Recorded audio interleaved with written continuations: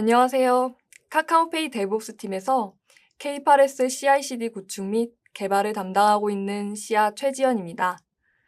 저희는 이번에 쿠버네티스 클러스터 확장 어디까지 알아보고 오셨어요의 주제로 발표를 진행하게 되었습니다.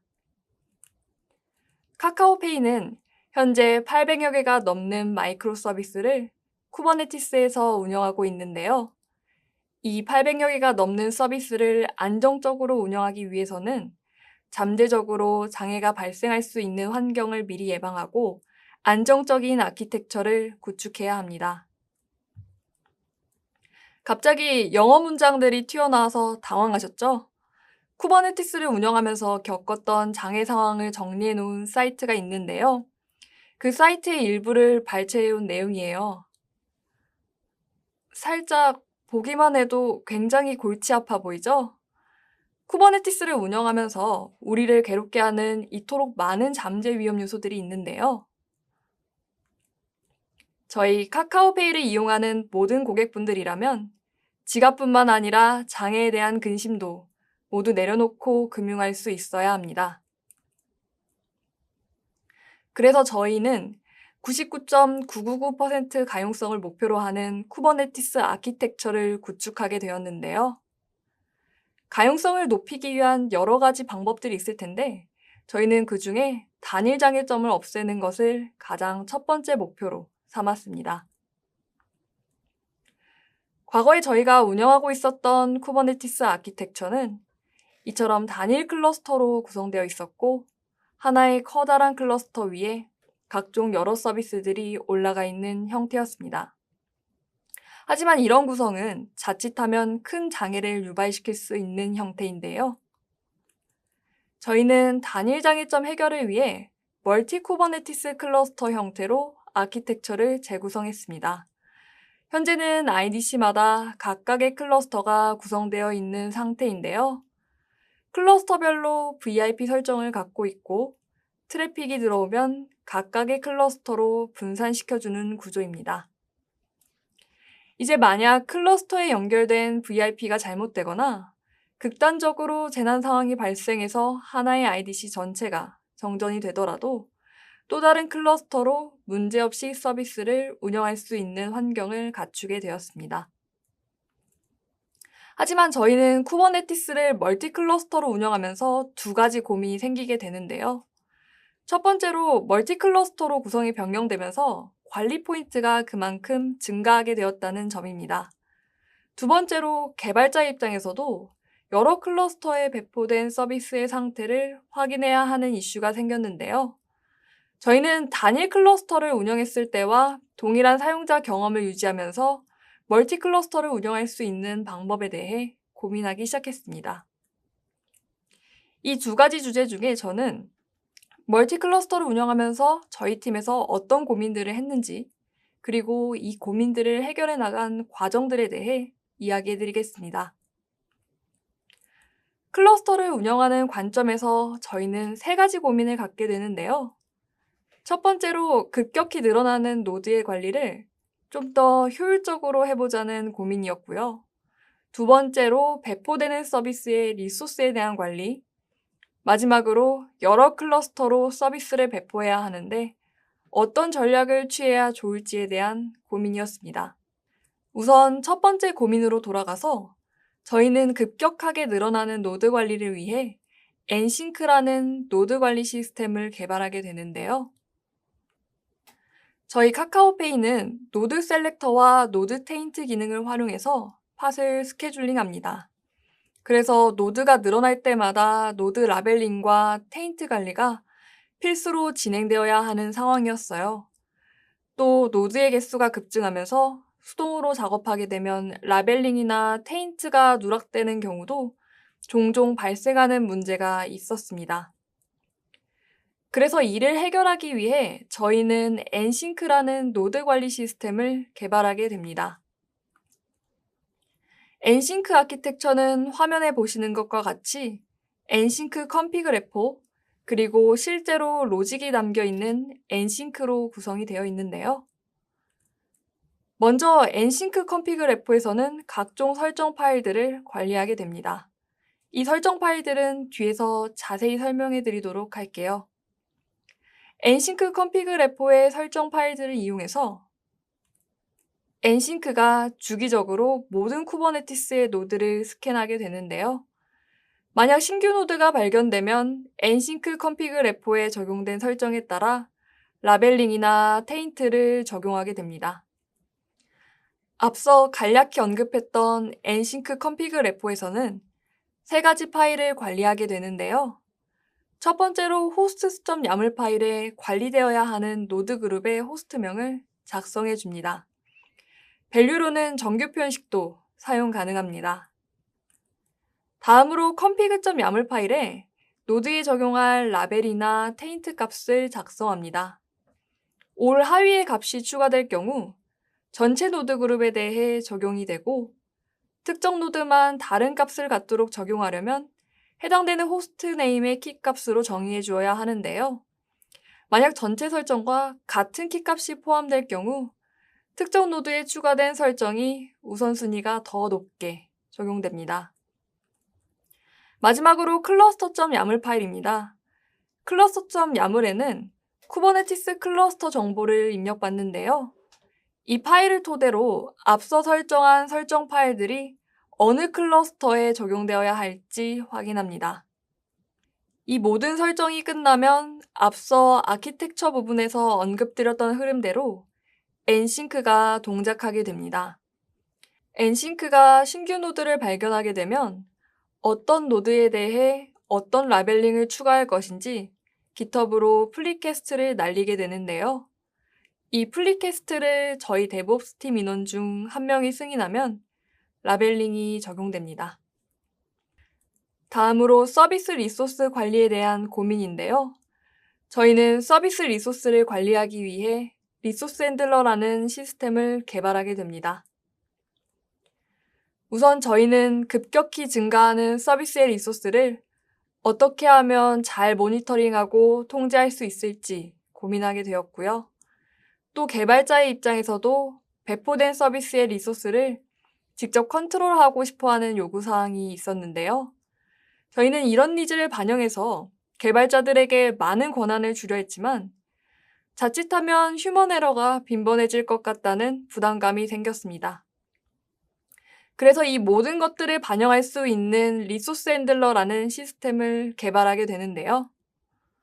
물론 쿠버네티스에서 리밋 레인지나 리소스 쿼터 기능으로 우리가 원하는 기능에 대해 일부 지원해 주긴 해요. 하지만 저희는 단순 리소스 통제뿐만 아니라 DB를 사용하는 서비스에 대한 DB 커넥션 관리나 배포 속도 조절, 적정 흰 메모리 할당 같은 다양한 기능들을 리소스 핸들러를 통해 구현하고자 했습니다. 리소스 핸들러는 개발자가 서비스 배포를 시작하면 젠킨스에서 CI 단계를 마친 후 CD 과정인 스피네이커에서 수행이 되는데요. 우측에 보이는 스피네이커 파이프라인을 보시면 서비스가 쿠버네티스로 배포 나가기 전에 리소스 핸들러 단계를 거치는 것을 확인할 수 있습니다. 다음으로 리소스 핸들러의 워크플로우에 대해 설명해 드리도록 할게요. 먼저 리소스 핸들러가 수행되면 각 클러스터별 노드에 가용 자원이 있는지 확인합니다. 노드 가용 자원이 확인되면 리소스에 변경된 값이 있는지 확인하게 되는데요. 리소스 핸들러는 각각 프로젝트별로 적정 리소스를 관리하고 있어요. 그래서 적정 리소스 기준으로 최소값보다 부족하거나 최대값을 넘는다면 실행 유저가 관리자인지 확인합니다. 만약 관리자라면 새로 입력받은 리소스 기준으로 프로젝트의 최소, 최대값이 조정됩니다. 이후 입력받은 리소스로 헬름 차트 동기화가 수행되고 마지막으로 헬름 히스토리에 이력 관리용 정보가 생성됩니다. 서비스를 배포하기 위한 모든 단계가 완료되었으니 이제 서비스를 각 클러스터로 배포해야 하는데요. 저희는 스피네이커의 파이프라인 기능을 적절히 활용해서 멀티 클러스터로 서비스 배포 기능을 구현했습니다. 개발이 완료된 소스 코드를 GitHub에 푸시하면 젠킨스에서 훅을 받아 CI 과정을 수행하게 되는데요. CI 과정이 완료되면 스피네이커에서 CD 단계를 수행합니다.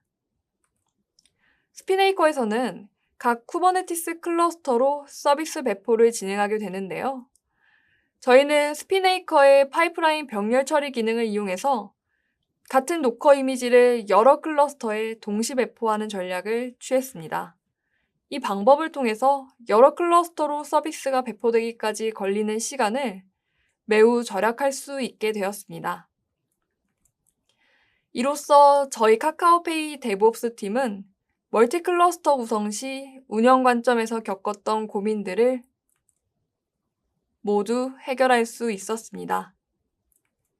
저의 발표는 여기까지입니다. 이어서 쉔이 발표를 진행해 주시겠습니다. 안녕하세요. 이어서 발표를 맡게 된 쉔 정진수입니다. 저는 서비스 운영 관점에서 고민하고 만들게 된 어플리케이션 개발 과정 이야기에 대해 공유드리고자 합니다. 먼저 기존 K8s 클러스터의 인증 및 권한 제어 한계점에 대해 얘기해 볼게요. 싱글 클러스터 환경에서는 오픈소스 라이브러리 가드를 사용하여 웹훅 구조로 GitHub 인증을 했었지만 다음과 같이 멀티 클러스터로 확장하게 되면서 매번 확장되는 클러스터마다 RBAC을 추가적으로 관리해야 하고 특히 AWS EKS의 경우에는 마스터 서버를 직접 제어할 수 없기 때문에 가드를 사용한 GitHub 인증조차 할 수 없었죠. 따라서 멀티 클러스터 환경에 맞는 서비스 개발자 인증 및 권한 제어 통합이 필요하게 되었습니다. 그리고 특정 클러스터에서 중요 서비스의 변경 작업이 발생한 경우에는 빠르게 인지할 수 있어야 할 텐데요. 실시간 알림을 받고 과거 히스토리까지 추적할 수 있는 모니터링 시스템이 필요하게 되죠. 서비스 운영에 빠질 수 없는 문제로는 커뮤니케이션 비용 문제도 있을 텐데요. 이미 카카오페이에서는 800여 개의 마이크로 서비스가 8,000개의 파드로 운영되고 있었어요. 더군다나 멀티 클러스터로 확장하게 되면서 서비스 개수는 폭발적으로 늘어나게 되고 따라서 데브옵스와 서비스 개발자의 커뮤니케이션 비용 증가 또한 예정된 일이었던 거죠. 그래서 저희는 개발자가 직접 대응 가능한 서비스 제어 작업인 경우 데브옵스 팀의 의존도를 낮추되 보안상 안전하게 서비스 개발자의 자유도를 높일 수 있어야 했어요. 다음은 작업 효율을 저하시키는 반복 업무에 관한 고민이 있었는데요. 만약 AWS EKS 서비스를 사용해 보셨다면 다들 한 번쯤은 경험해 보셨을 거예요. VPC가 바뀌거나 신규 개발자가 들어올 때마다 IAM 계정을 새로 등록해줘야 하고 EKS 클러스터에 접근하기 위해서는 AWS CLI를 사용하여 크레덴셜을 셋업해야 하죠. 여기에 한술 더 떠 세션이 종료될 때마다 OTP를 입력해야 하는 멀티팩터 인증은 개발자의 귀차니즘을 더욱 증가시키게 되는데요. 그래서 저희는 모든 개발자의 귀차니즘은 덜어주면서 EKS 필수 인증 과정을 한 번에 통합할 수 있는 방법에 대해 고민하게 되었죠. 이제 마지막 고민인데요. 멀티 쿠버네티스 클러스터에서 가장 많이 반복되는 업무로는 컨텍스트 스위치를 빠뜨릴 수 없습니다. 저희는 컨텍스트 스위치가 주는 불편함과 이로 인해 작업 시간이 증가하고 인적 장애를 일으킬 수 있는 포인트가 많아져 고민이 될 수밖에 없었어요. 다음 작업 예시를 볼게요.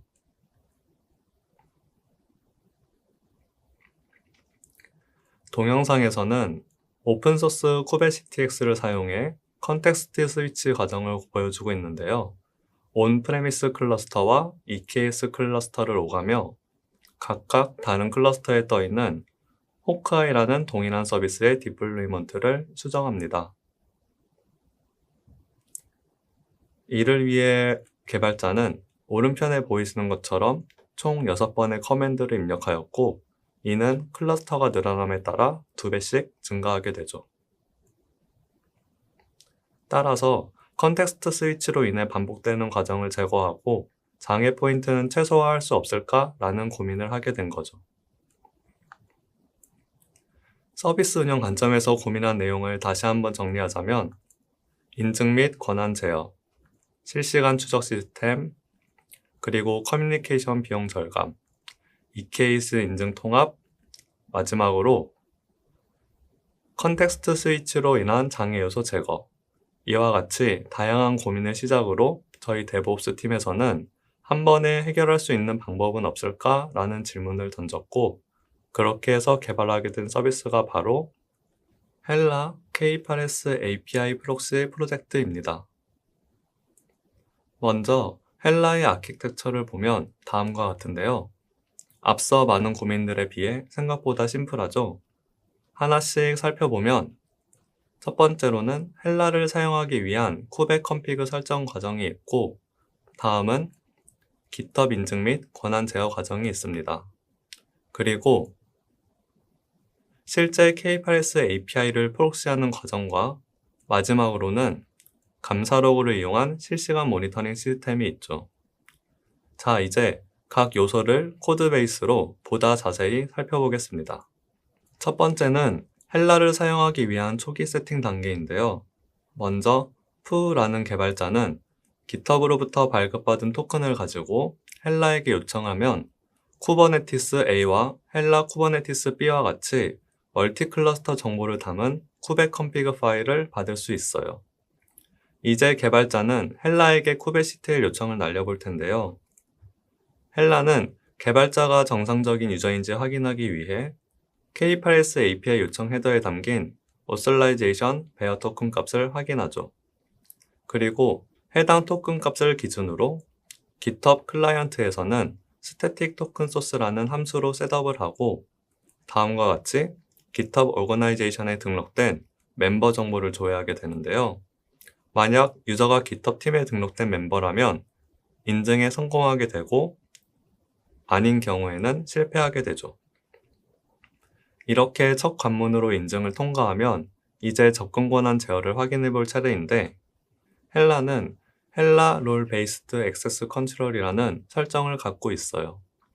이는 K8s의 알백을 참고하여 GitHub 인증에 맞게 커스터마이징한 설정 값으로 크게는 그룹과 롤, 그리고 세부적으로는 GitHub 팀과 리소스, HTTP 메소드 등 다양한 기준으로 K8s 리소스에 대한 접근 권한 제어를 정의할 수가 있어요. 예를 들어 푸 그룹에 속한 개발자들은 모든 K8s 리소스에 대해 get과 delete 요청만 할 수 있고 kubectl edit과 같은 패치 요청은 허용되지 않는 것이죠. 그리고 이렇게 사전에 정의된 헬라 알백은 다음과 같이 테스트 케이스를 작성하여 권한 테스트를 진행하고 있는데요. 이러한 과정이 필요한 이유는 허용되지 않은 접근 권한을 사전에 차단함으로써 예상치 못한 사고를 미연에 방지하기 위함이죠. 특히 엔진엑스 인그레스 컨트롤러나 이스티어 컨트롤 플랜처럼 전체 서비스에 영향을 끼칠 수 있는 객체에 대해서는 가장 완벽한 사전 테스트가 진행되어야 하죠. 따라서 헬라는 다음과 같이 GitHub을 활용하여 테스트 리포트를 생성하는 자동화 구성을 했는데요. 왼편에 보이시는 것과 같이 풀리캐스트 과정에서 테스트 리포트를 호출하면 오른편에 보이시는 것처럼 헬라 테스트 리포트 HTML 파일을 생성하게 되죠. 결과적으로 관리자는 해당 리포트를 통해 새롭게 추가되거나 사전에 정의된 권한 제어에는 이상이 없는지 한눈에 판단할 수 있게 되죠. 그러면 이제 인증과 권한 제어 과정을 거쳤으니 본격적으로 K8s API 프록시 과정에 대해 살펴보도록 할게요. 헬라는 kubectl로 요청받은 K8s API 리퀘스트 정보를 파싱하여 get proxy request라는 함수에서 프록시 리퀘스트와 클러스터 인포 정보를 추출하는데요. 클러스터 인포에는 멀티 클러스터의 타입과 이름, 그리고 TLS 같은 정보를 가지고 있죠. 이제 이렇게 얻은 정보를 가지고 K8s 프록시 클라이언트를 셋업한 뒤 실제 백단에 위치한 멀티 쿠버네티스 클러스터로 요청을 전달하게 되죠. 프록시 라우팅은 다음과 같이 헬라 도메인 기반으로 정의하고 있어요. 그리고 클러스터 타입으로는 온프레미스와 EKS로 구분하고 각 환경에 맞는 클라이언트를 셋업하여 사용하게 되죠. 다음은 컨텍스트 머저 페이시티엘이라는 인터프리터 커맨드입니다. 페이시티엘은 앞서 말씀드린 컨텍스트 스위치의 한계를 해결하기 위해 개발하게 되었는데요. 먼저 작업 예시를 보여드리도록 할게요. 자, 벌써 끝났습니다. 기존 컨텍스트 스위칭으로 작업할 당시와 다르게 단 한 번의 명령으로 해당 네임스페이스에 속한 모든 클러스터의 디플로이먼트를 조회할 수 있고, 결과적으로 기존 6번의 커맨드로 작업했던 과정이 단 3번으로 가능하게 된 것이죠. 지금까지 헬라를 사용하기 위한 준비 과정과 GitHub 인증 및 권한 제어, 그리고 프록시 되는 과정까지 살펴보았는데요. 다음은 감사 로그입니다. 개발자가 어떤 클러스터에서 무슨 작업을 했는지 기록하기 위해 요청 메서드와 클러스터 이름, 그리고 유저 정보와 같이 중요한 내용을 구조화된 감사 로그로 남기고 있어요. 이를 통해 멀티 클러스터의 작업 이력을 실시간으로 추적할 수 있는데, 감사 로그는 다음과 같이 EFK 스택을 통해 수집되고 있죠. 왼쪽에 보이시는 바와 같이 중요 서비스에 대한 작업은 실시간으로 알림을 받으면서, 오른쪽의 키바나 대시보드처럼 과거 작업 발생 시점 또한 추적할 수 있어요. 자, 이렇게 서비스 운영 관점에서 고민했던 다양한 문제점을 헬라를 통해 해결하였는데요. 사실 저희 데브옵스 팀은 여기서 끝이 아니라 이제 시작이라고 생각하고 있어요. 이제 막 99.999% 가용성을 제공해주기 위한 첫걸음을 시작하였고, 앞으로도 카카오페이 데브옵스 팀은 다양한 서비스 개발과 자동화 시스템을 통해 99.999% 가용성이라는 목표에 다가갈 것입니다. 이번 발표는 여기까지입니다. 감사합니다.